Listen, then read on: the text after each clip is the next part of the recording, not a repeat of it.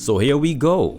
We have our environment and our character ready to go. We are ready to combine both elements to create a composition. The composition will be then used to create images that will be converted into video. As demonstrated in the previous video, these are multi-layered files that can be edited, modified, and adjusted based on the composition that you're trying to create. I consider these files the master files. These files will be used as the sources that we draw from to create our composition. As far as the character is concerned, the exact same method, elements that can be modified, changed, and moved, and this will also be considered as a master file for the character. There will be multiple versions of your character master. The character master file is what will be used to generate multiple poses and variations of the character to be used in different scenes. So for example, down here, we have another version of the exact same character. This version, she's holding the teddy bear. So it's a variation still based on the master file. So this second file was generated from this one. So I used this and modified it slightly to get this. And this is because there are different scenes where one she will be holding the teddy bear and the other one she won't. So this is how you get consistency and versatility. Let's discuss aspect ratio and resolution. These templates were created so that I don't have to keep typing in every time the resolution that I desire. I could just easily drag one of these images directly into Photoshop and then start composing within that. So to start off, I decide on what aspect ratio I want my image to be and at what resolution. So this is very important for your final output. Right here we have the resolution for Instagram. This one is typically the one I use most often, is 1080p, which is high definition HD. Ideally, I would like to use 4K because it's a very high resolution, the highest I have here. But it's a bit too much for me to deal with. I would prefer to work with something that's a little bit more manageable, like 1080p or 720p. It's a bit easier to deal with lower resolution files. These files are just regular image files, nothing special, PNGs in this case, but they could be bitmap, they could be JPEGs, whatever format you prefer, it doesn't matter, just as long as you could drag it in and get the proper resolution. We are now looking at a resolution comparison. So these are all the same aspect ratio, however, they're different resolutions. So you can see the biggest one is the 4K, which is the best resolution out of the three. Here we have 1080p, which is what I typically use. And this is considered HD. And this is considered standard definition. And 4K is considered, I think, Ultra HD or something like that. With a video platform such as Kling, you have Pro and you have Standard. So Standard is this resolution right here, and Pro is this resolution right here, 1080p, Standard, 720p. You can decide on the quality you prefer. This costs more credits, obviously the higher the resolution. It's interesting that Kling version 2.0 only goes as high as 720p, and it costs like 3 times as much. Just as a quick note, for those who don't have Photoshop, there's this free online editor that's called Photopea or Photopea. It's an online editor just like Photoshop and has a lot of the same features, and most of all, it's free. To begin with, it's pretty straightforward. I have my master of my environment and I have the master of the character. I drag in the aspect ratio and resolution that I want to create my shot. I begin by dragging in the elements as needed. I start positioning the elements on how I want the shot to be composed. Something that I had to consider when creating the environment of the room was the original, which was this image right here. The aspect ratio was perfect for creating a video. However, to fit the character in the shot, the height of the environment was not tall enough. I had to go into an AI image generator, or you could use the image generation in Photoshop and extend or outpaint the image. So this image is what I ended up creating. If you look really closely, I extended the roof, the height of the roof, so that I'll have more room to move around the shot and have enough room for the character to stand near to the wall. I did variations. I ended up going with this variation over here. If you look at the variation right here, you can see a version of a ceiling. In this one, you can't see the ceiling because I extended it beyond the height where you can't see the ceiling. I preferred that because I knew I never intended to show any of the ceiling within the shot. It would be a different situation if you wanted to have a shot where you could see the ceiling. For instance, like a low angle looking upwards, you might be able to see the ceiling in the shot, so you'd probably use something like this. But in my case, I knew I would never want to see the ceiling, so I just used this where it was extra tall, because I knew when I brought it into the composition, I would end up with something like this, where you would never see beyond the frame, but it would give me enough flexibility where I could then move around without cutting off the top, as you see here, because I could bring it lower and have the character stand in. The image is larger than the canvas, and it gives me room to move and adjust as I need to compose the shot. I'll line it up a little like this. Then on top, I can then drag in the character element, depending on if it's a close-up shot or a wide shot. To create an illusion of camera control, if you want the image to be a wide shot, you would have a composition similar to this. In a situation where you'd want to have the character appear to be closer to the camera, you would then go about scaling the size of the character, and it gives the illusion that the camera is closer to the person. If you wanted it to appear that not only was the person closer to the camera, by scaling the environment larger, it gives the appearance that the background is also closer. And you can adjust the positioning, and as I always like to emphasize, it gives you fine-tuned control over every aspect. I can adjust the positioning, for example, if I wanted to see more of the window on one side, or maybe the window on the other side. So it gives you a lot of flexibility.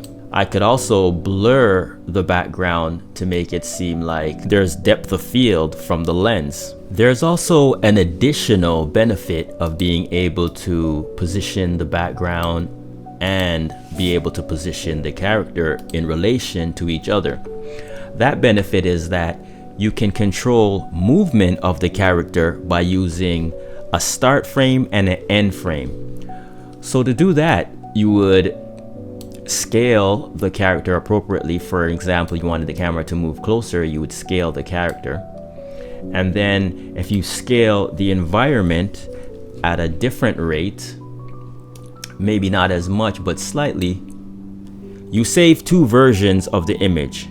One image would be your start frame, the second image will be your end frame, and the differences between the images will create a fake illusion of parallax. And there you go, you have a shot. There's a few things that you have to consider, not only just placing the things together like this. At this point, you have to worry about integrating the elements like the character within the shot. She has no shadows, and the lights from the wall are not affecting her. So to sell the idea and to make a convincing image, you would have to go in and create shadows and create lighting. For better integration of the character, I had to do things like create shadows. So let me give you a demonstration. I would start by selecting the character and then filling it with black. If I hide the character, you'll see that there's a black layer, and I will use as the shadow. And just typical Photoshop tricks, I could distort the image. I'll try to align the black image silhouette of the character to match the ground plane. And in this case, because it hits the wall, I had to separate it into two elements. But generally, once you have it matching the ground plane, you can then adjust the blend mode. In this case, I use hard light. It's still pretty dark.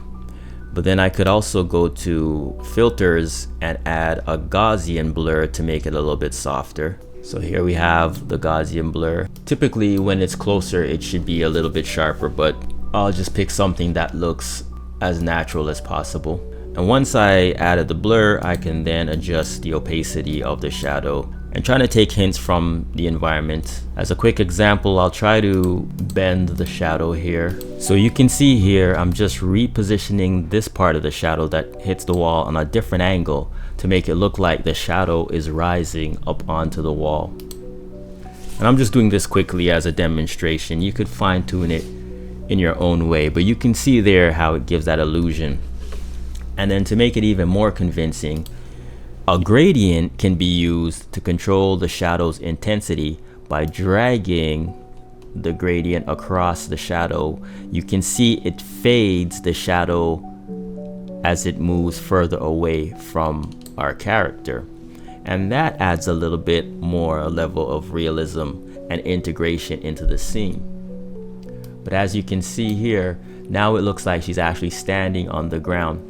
And because there's multiple lights coming from different directions, you could repeat this and create another shadow going in the opposite direction, but try to use the lighting around to determine. This just goes to show that there's still a lot of manual work involved in creating these shots.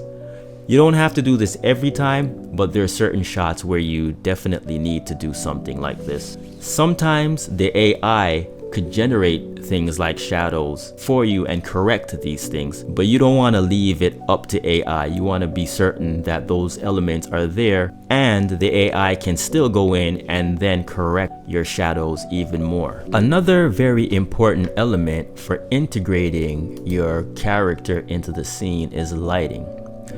And in this particular incident, we're talking about rim lighting or backlight. And what I typically do is just get a paintbrush with the color of the light I want to be exposed onto the character. And I slowly paint around the character with a selection. So the selection prevents the paintbrush from painting outside of the character. And I slowly use my intuition, and based on where the lights are placed, softly try to place lighting in those areas where I think lighting is going to hit.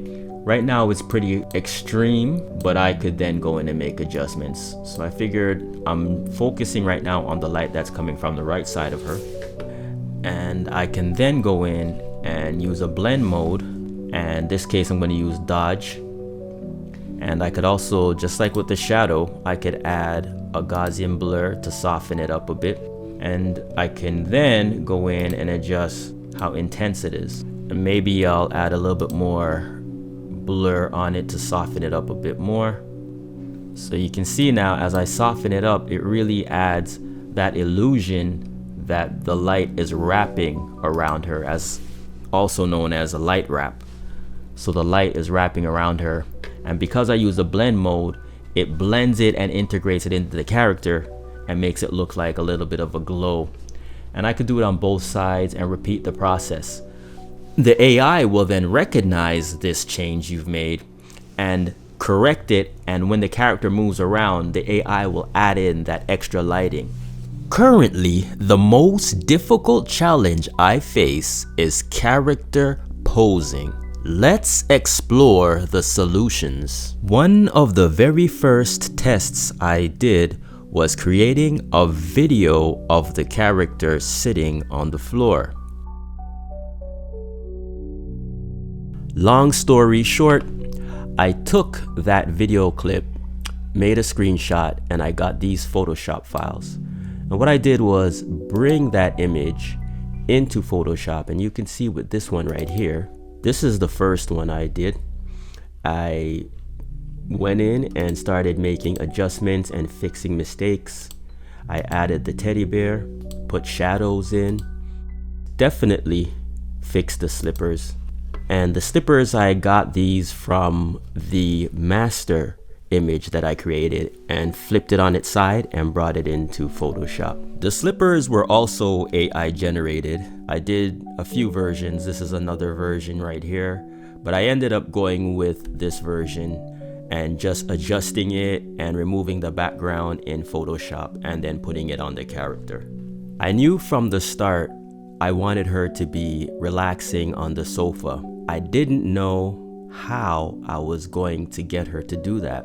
I did a test where I just threw the character, no posing. I just took the master image and put her in a position as close as possible to laying on the sofa. I then brought this into a video generator to see if the video generator would understand and put her properly on the sofa. And surprisingly, it actually worked. The AI video generator fixed her position and put her properly laying on the sofa. The pose wasn't perfect, she was just laying there. I tried for a more upright and natural pose, but still was just not quite there. So in comes Sora. I was then able to use a reference image of the character, prompt the pose I wanted, and get this output. It was a much better result. Even though I knew it wasn't the exact character, it was a much better quality. I would be able to go in, make changes and edits to get what I desired. In the end, this is what we are working towards. We are trying to create shots that could be used in AI video generation. What you're looking at here are all of the still images that I use to create video clips that will be combined to create the final video. Let's talk about one of the very important features that I like to use, and that's start frame and end frame. I'm here on Pixverse, and I really like their start frame and end frame tends to work pretty good. So here you can see again the images that were created in the process. So here we have her with her jacket on in the start frame, and then for the last frame or the end frame she has her jacket off. This gives you a lot of control. I want her to remove her jacket, so by using a start frame with the jacket on and an end frame with the jacket off, I can then prompt and say have the woman remove her jacket, and it will totally understand. And this is how you get the character to do specific actions.